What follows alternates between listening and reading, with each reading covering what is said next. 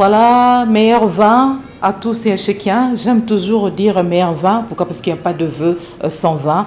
Très heureuse de vous retrouver en cette année nouvelle pour cette émission qui débute l'année 2024. Alors, nous avons le plaisir de recevoir, de nous entretenir en même temps avec Monsieur Raphaël Bolikango, qui est secrétaire général du Parti de l'Unité nationale PUNA. Il est aussi secrétaire permanent de forces politiques et sociales alliées à l'IDPS. Avec lui, nous allons parler, passer en revue l'actualité qui reste entre autres dominée par le début des audiences de contentieux de l'élection présidentielle, c'est 8 janvier 2024. Voilà, Monsieur Raphaël, bonsoir. Bonsoir, Maman Adèle. En forme? Surtout que nous entamons l'année nouvelle 2024. Je souhaite à tous les techniciens et les mélanes de Antenne A une bonne année 2024 et particulièrement à vous, chère sœur, Maman Adèle, pour le travail que vous êtes en train d'abattre au niveau des médias et que vos différentes émissions soient de plus en plus suivies et soient de plus en plus perspicaces. Voilà, ça me va droit au cœur et moi j'aime bien dire meilleur vin parce qu'il n'y a pas de vœux sans vin. Oui, évidemment. Moi j'étais à l'Équateur, hein, bon, nous le vin, on a laissé le vin à l'Équateur. Voilà. Ici il y a le vin des alimentations. Merci, le message est passé, mais d'emblée, comment se porte votre formation politique?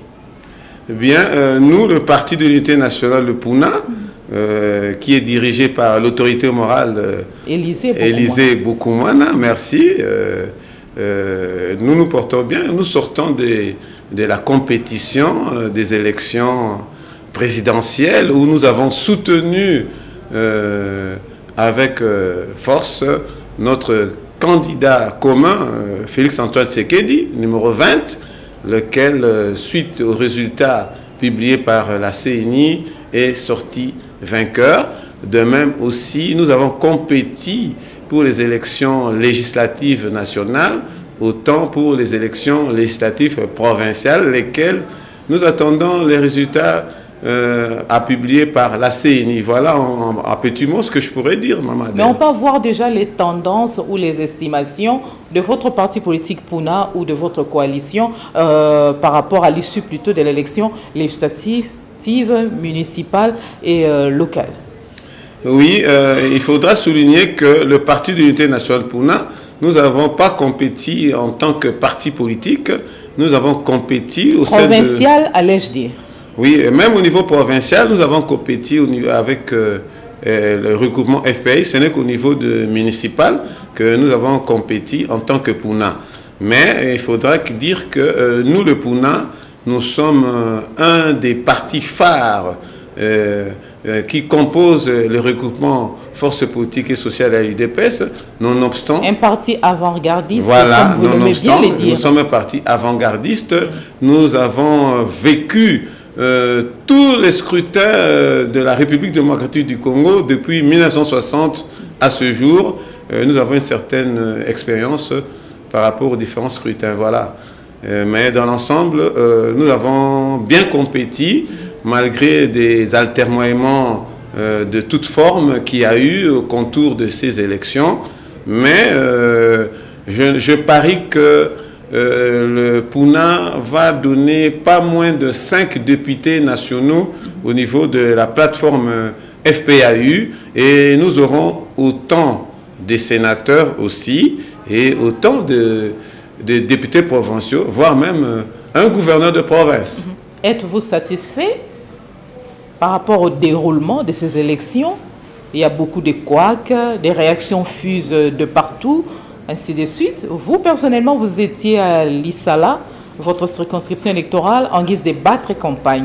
Mais vous êtes satisfait du déroulement de ces élections?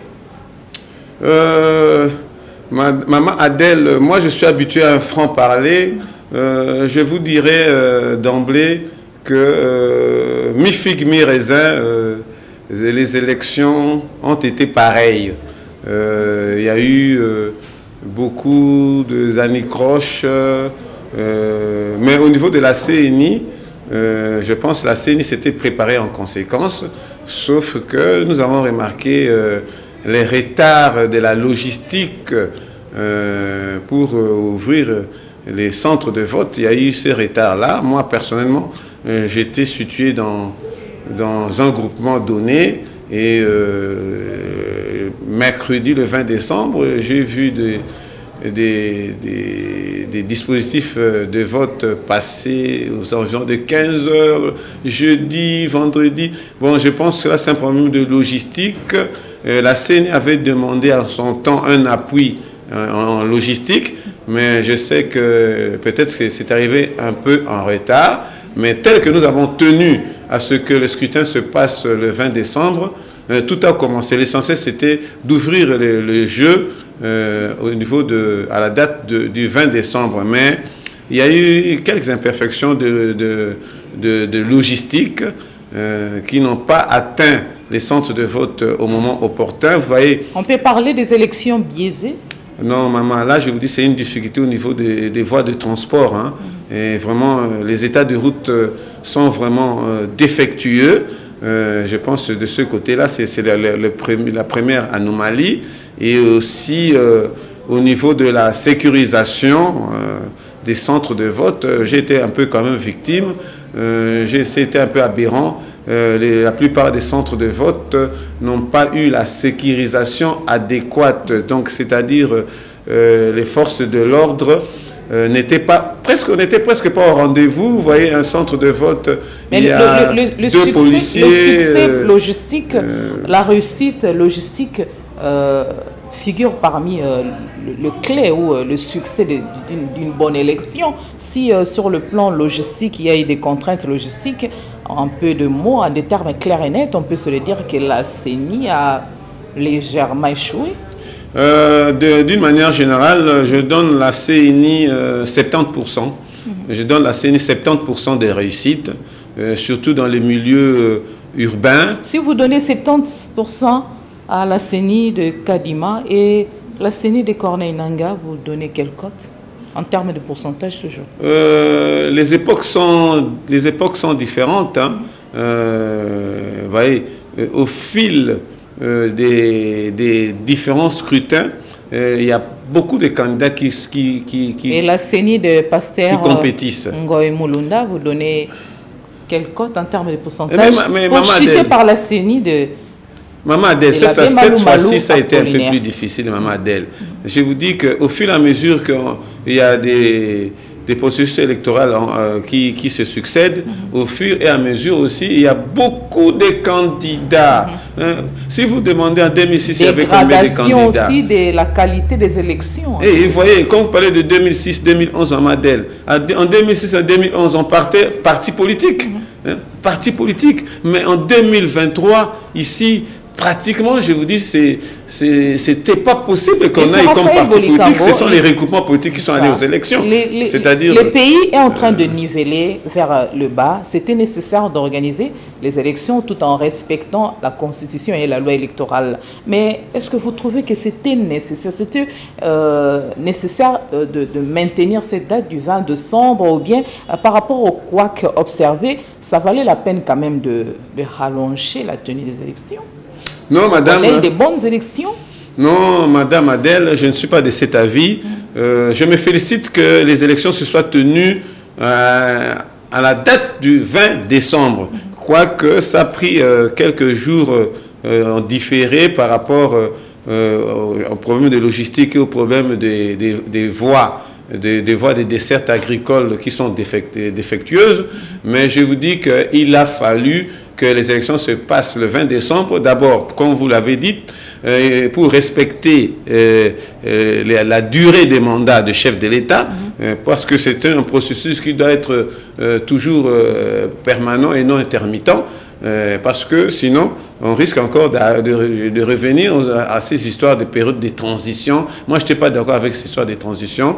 Je vous dis que tant bien que mal, j'accepte que les élections se soient déroulées le 20 décembre et j'accepte que les résultats de la CENI, bien que ça ne soit pas à 100% comme attendu, mais dans les 70%, c'est déjà la majorité. Et c'était un défi. Et il y avait beaucoup de ridicules là-dessus. Et surtout, vous savez que c'est une période où nous sommes avec la guerre de l'Est qui nous torpille. Et il y avait aussi, nous sortons aussi de Covid. Il y a eu beaucoup d'embûches au niveau du gouvernement central pour tenir. Et c'est comme c'était sur ce fonds propres aussi. Madame, toutefois, j'accepte que les élections se soient déroulées et je m'en félicite. Sinon, on allait passer dans une période de transition qui n'allait pas dire son mot. Voilà, quelques temps après la victoire de Félix Tshisekedi, il a un deuxième mandat, on peut se le dire ainsi, mais il y a une nouvelle qui est tombée comme une bombe, la nouvelle venant de la centrale électorale pour invalider au total 82 candidats aux élections générales de 2023. Comment vous avez accueilli cette nouvelle qui est tombée comme une bombe? Oui, une bombe pour ceux qui n'étaient pas acteurs sur terrain, mais pour moi qui étais acteur sur terrain, je dis que c'est une bonne chose que la CENI ait découverte ces tricheries, ces voies de fait avant qu'il publie les résultats provisoires. Mais toutefois, les amis qui sont cités, c'est par dénonciation pour la plupart. Je pense que ce n'est pas ipso facto par les enquêtes de la CENI, c'est par des dénonciations. Bon, il faudra aussi que ça soit contradictoire, parce que on peut dénoncer quelqu'un par malveillance, mais aussi on peut dénoncer quelqu'un par malveillance aussi, mais être aussi soi-même aussi compris dans la combine. Mais moi, je pense qu'il faudra que la CENI accorde les voies de recours à son niveau parmi les invalidés. N'est-ce pas que la CENI est allée vite en besogne, M. Raphaël Bolikango, en agissant de la sorte? Non, moi je dis que la CENI n'est pas allée vite en besogne. Ne pas mettre la charrue devant le bœuf. Non, ce n'est pas exclu que la CENI elle-même contrôle ou bien essaie d'examiner à l'interne ce qui a été dans le déroulé des élections avant de publier et de transmettre au niveau de la Cour constitutionnelle. J'en reviens, Maman Adèle, en 2011, par jurisprudence, je citerai en 2011, il y avait un cas à Salah Territoire où j'étais aussi candidat à cette époque, en 2011, comme candidat député national dans une liste où on avait avec José Ngbanda. Mais nous avons relevé à la fin du scrutin qu'il y avait des irrégularités, même au niveau même des PV de dépouillement de certains bureaux ou de certains centres de vote où dans un bureau de vote qui contient 500 candidats, quelqu'un qui a eu 30 voix, on ajoute 0, ça fait 300. Nous avons relevé toutes ces irrégularités, nous sommes venus à Kinshasa et au nom du parti, nous avons déposé notre recours à la CENI. La sécurité des élections a failli? Mais je termine d'abord là. La CENI a le plein droit de revenir à des imbroglios ou à des irrégularités qu'il constate avant la publication. Ce n'est pas élu, c'est pour ça que je vous ai cité une jurisprudence et je vous dirais que en 2011, la CENI nous a conviés, nous tous qui étions candidats par une représentation, on a fait le recomptage des voix et il y a eu un nouveau classement qui s'est étalé et il y a eu des gens qui ont perdu leur siège, mais c'était au niveau de la CENI. Vous justifiez ça comment? Dans certains bureaux de vote ici à Kinshasa, à première vue, on pouvait retrouver juste un agent de l'ordre, un policier, ainsi de suite, voire même sans armes. Vous justifiez ça comment? La police nationale a une carence en policiers ou comment? Vous justifiez pas ça comment? Pourquoi la police nationale n'a pas pu déployer dans des bureaux de vote respectifs un nombre important des policiers et munis des armes pour sécuriser, comme il se doit, les processus électoraux, les élections, bien sûr. Oui, Maman Adèle, je fais mienne vos déclarations, vos projections, mais je dis que, effectivement, malgré que j'étais à l'Issala territoire, à mon retour dans ma commune, Angalema sur Delvaux, on m'a dit qu'il y avait même un centre de vote, un bureau de vote où il n'y avait qu'un seul policier qui n'avait pas d'armes et avec la dynamique de la population, le bureau de vote a été même saccagé. Donc je pense qu'il y a eu un problème de sécurisation des centres de vote par carence des hommes de troupes. Et je pense qu'il a fallu au niveau de la sécurisation, si au niveau de la police il y avait carence des agents, on pouvait recourir au phare d'essai. J'ai même vu quelque part là à l'Équateur, il y avait police et phare d'essai pour sécuriser un centre de vote. Mais je pense que, bon, que voulez-vous, je ne sais pas les raisons, les vraies raisons, mais je vous dis qu'il y a eu un problème de sécurisation, évidemment, des centres de vote. Donc, ce qui a fait que quelques agents de la CENI n'ont pas eu vraiment leur liberté d'exercer leurs fonctions. Et les quelques-uns, d'après ce que nous avons comme information, il y a eu séquestration même des agents. Comment vous pouvez comprendre, on séquestre un chef de bureau et les agents de bureau de la CENI dans le bureau de vote par quelques gangstéristes soutenus par certains candidats nantis. Donc là, je pense que la sécurisation et de l'ordre public au sein de certains centres de vote n'était pas au rendez-vous. Voilà. Comme la Cour constitutionnelle s'est déjà saisie du dossier, espérons que le résultat sera probant. Mais parlons de la victoire du chef de l'État. Un score à la soviétique, apparemment, le chef de l'État sortant a remporté sa victoire avec 73%. Ce résultat reflète cette victoire reflète la réalité sur terrain, vous pensez? Maman Adèle, concernant l'élection présidentielle, la victoire de Félix-Antoine Tshisekedi Fachi-Beton est indiscutable et indéniable. Je vous assure que Félix Tshisekedi, avec l'Union Sacrée, l'UDPS et l'FPAU, nous avions préparé en son temps les élections par rapport à d'autres candidats. Il vous souviendra que le président Félix Tshisekedi a parcouru 53 villes de la République démocratique du Congo, et aussi il était appuyé par vraiment des plateformes politiques. Il avait la majorité. Maman, je vous dis, moi je suis témoin oculaire. Si je ne peux prendre que le cas que j'ai vu, moi, à l'Issala, je mets quiconque à défi. Moi j'ai vu à l'Issala 3 candidats présidents de la République. Lesquels? J'ai vu Félix-Antoine Tshisekedi qui est arrivé lundi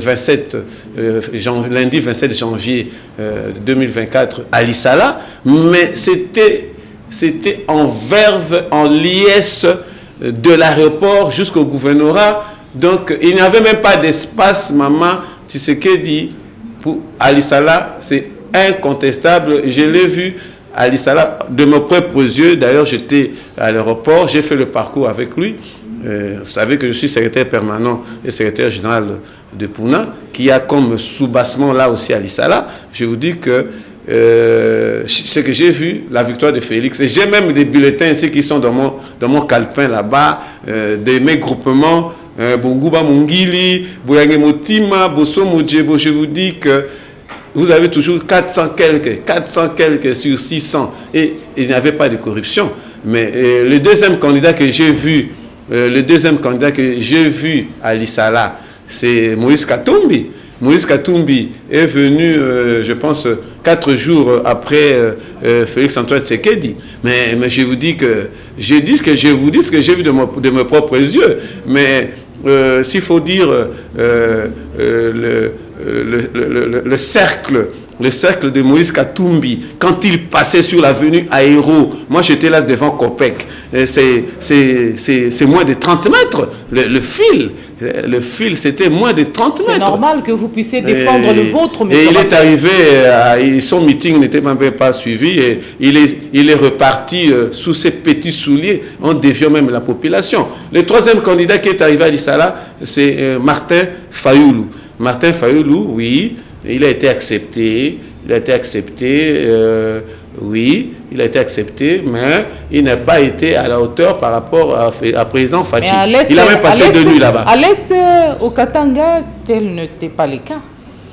Bon, là, je me réfère aux résultats qui nous sont parvenus, qui ont été publiés. Là, il y a eu quand même des déséquilibres, mais Maman Adèle, dans l'ensemble, la victoire de Félix-Antoine Tshisekedi ne mérite aucune contestation. Voilà, même si on pourrait dire que on a parlé ici à l'émission. C'est une majorité absolue, maman, vouloir ou pas. Donc on va revenir comment? Parce que si vous dites que c'est 73%, vous voulez quoi? Si vous voulez soustraire quoi? Il aura toujours plus de 50%. Ça ne sert à rien. Voilà, parce qu'aujourd'hui nous parlons des irrégularités. C'est nécessaire de continuer d'en parler. Mais vous ne trouvez pas que toutes ces irrégularités risquent d'entacher toutes les élections? Pas nécessairement, je ne crois pas aussi, parce qu'on ne peut plus revenir. C'est un problème de la CENI qui doit ouvrir l'œil et le bon œil pour démanteler tous les fraudeurs et les mettre en dehors de la course et envoyer les résultats au niveau de la Cour constitutionnelle qui va faire son travail de juge pour rendre en dernier lieu. C'est ça le péché de la centrale électorale. L'institution d'appui à la démocratie CENI, pourquoi cette institution n'a pas laissé la latitude à la Cour constitutionnelle de pouvoir invalider les fraudeurs en lieu et place de se prononcer là-dessus? Ce n'est pas exclu, maman, comme je voulais le dire, ce n'est pas exclu à ce que la CENI revisite son fonctionnement de scrutin à l'interne. Je vous ai dit en jurisprudence ce qui s'est passé en 2011 où nous, le PUNA, nous avons fait un recours à l'interne et ça a été résolu avant que la CENI rende public les résultats provisoires et que les contentieux soient transférés au niveau de la Cour constitutionnelle. Ce n'est pas exclu, maman.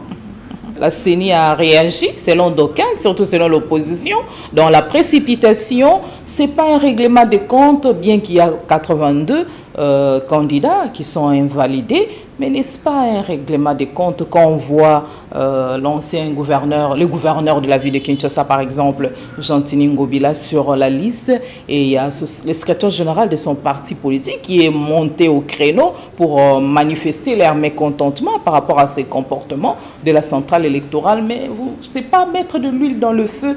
Vous voyez l'avenir de l'Union sacrée en rose. Maman Adèle, c'est un problème d'expérience politique aussi.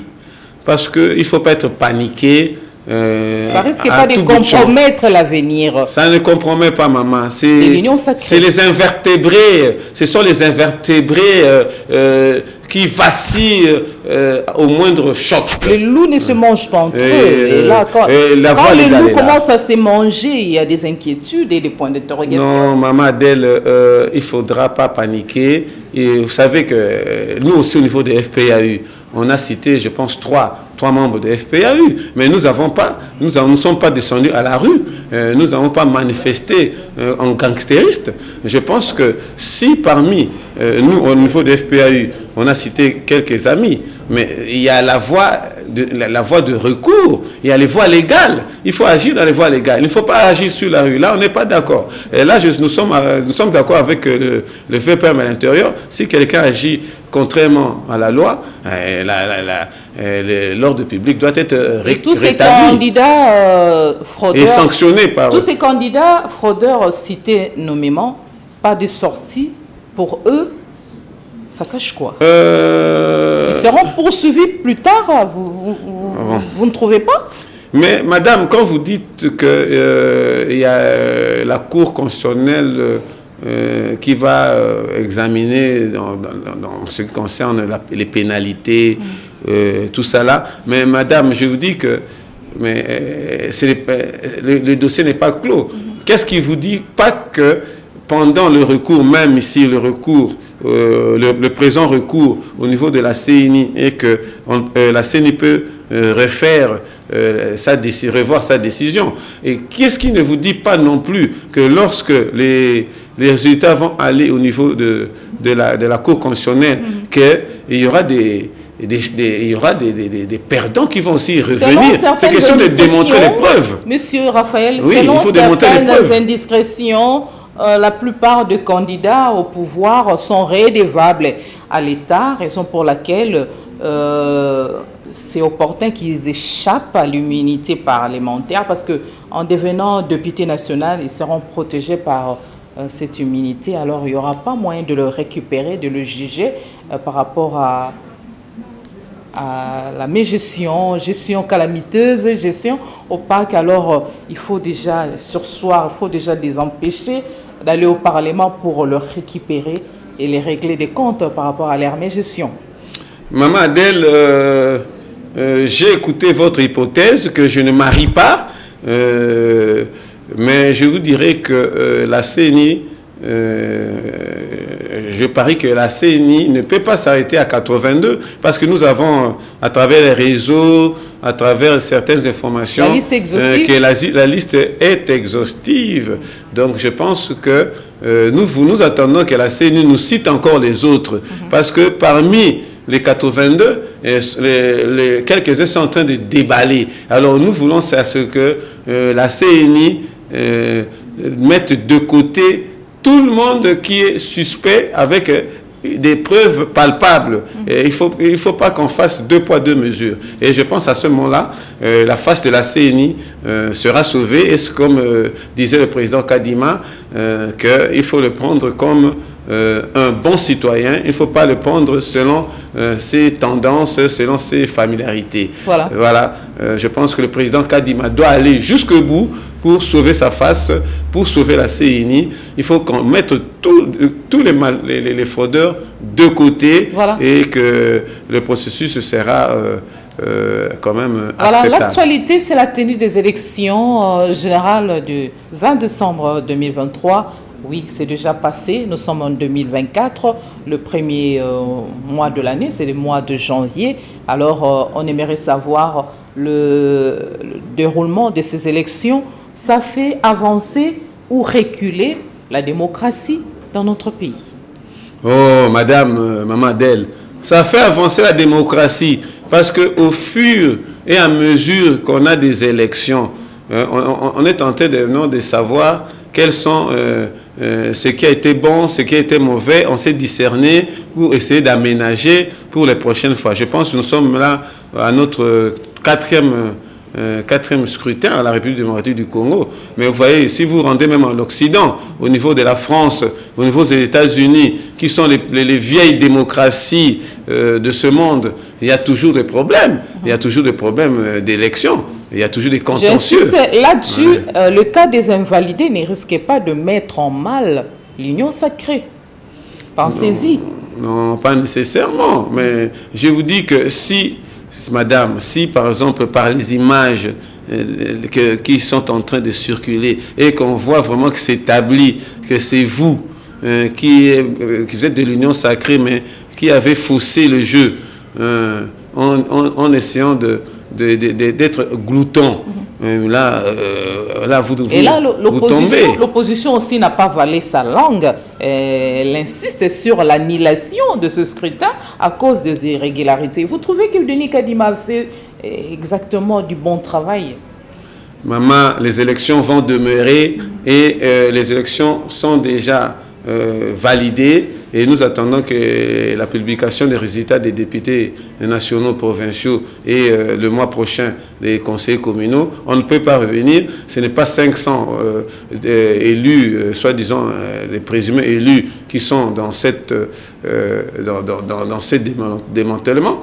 Mais je pense que même si on arrive à 150 à faire les valider, mais moyennant les preuves, en tout cas tout celui qui a eu les DEV, les dispositifs électroniques de vote, en tout cas celui qui a eu cette valise à voter là, il doit, en tout cas, doit le mettre de côté, parce que le chef d'État lui-même a dit qu'il ne va pas travailler avec les fraudeurs. Et avec tout ce qu'il y a eu, vous pensez que la communauté internationale va reconnaître ou accepter ces élections en RDC? Oh, loin de là, maman, loin de là. Il y a déjà les défilés diplomatiques qui est tenté de se faire à la présidente de la République. Il y a différentes lettres de félicitations. Il y a différentes délégations qui arrivent. Je pense qu'on est déjà à une quinzaine. Vous voyez, déjà, c'est déjà une reconnaissance au niveau international des élections. Donc là, point n'est besoin de redouter.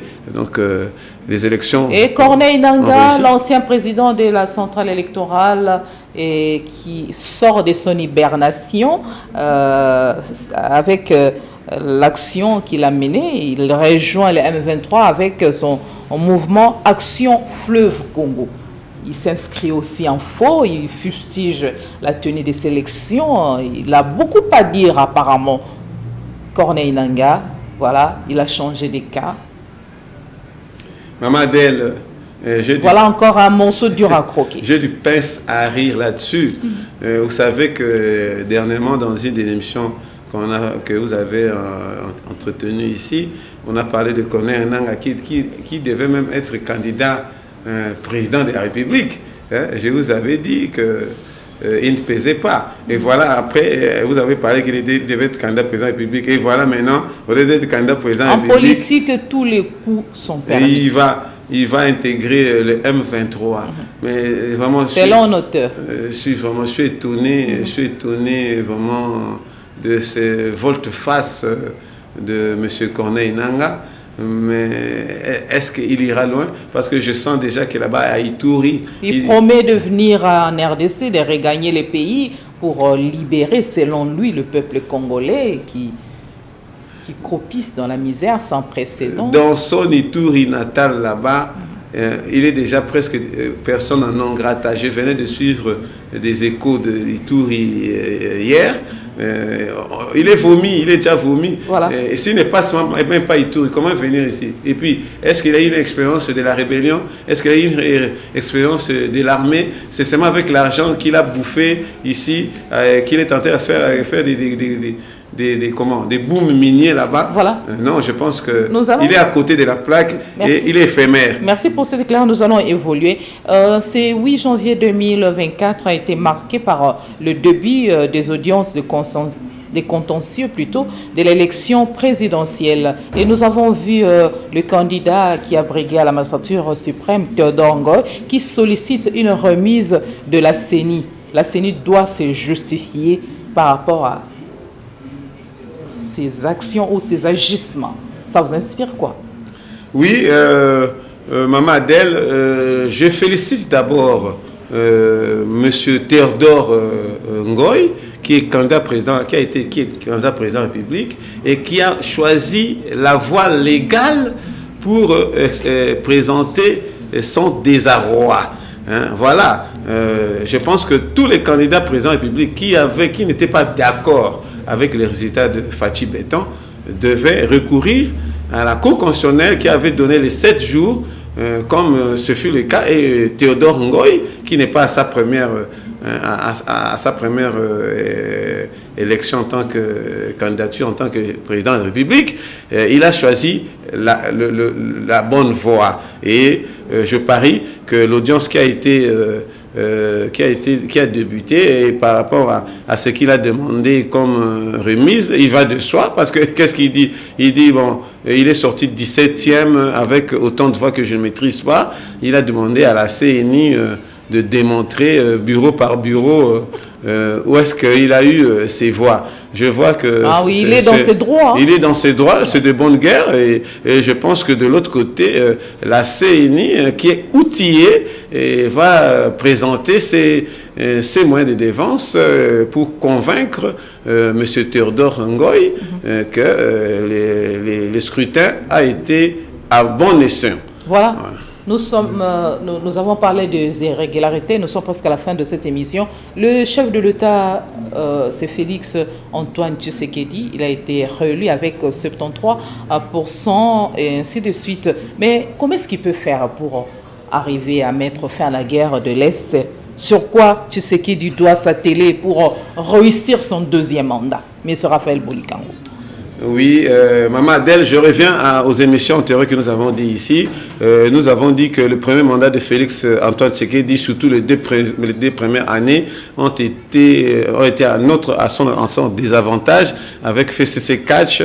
Et les 2 dernières années, il a eu un peu à mesurer les manettes du pouvoir. Et je pense, avec ce deuxième mandat, où il a déjà la majorité absolue sans partenariat, et aussi avec la majorité parlementaire au niveau national et au niveau de plusieurs, pour ne pas dire de toutes les provinces, je pense qu'il va appliquer son programme quinquennal, nommément en ce qui concerne l'applicabilité du programme de développement de 145 territoires qui doit entrer vraiment dans sa phase décisive afin que le peuple, à la fin de ce mandat, que le peuple congolais se réjouisse de être Félix Tshisekedi. Mange à leur faim, les social des Congolais. Non, mange à leur faim, là, maman, je dis, voilà, d'abord, le programme de 145 territoires qui dit qu'il faut d'abord y ait des infrastructures, il faut qu'il y ait des voies,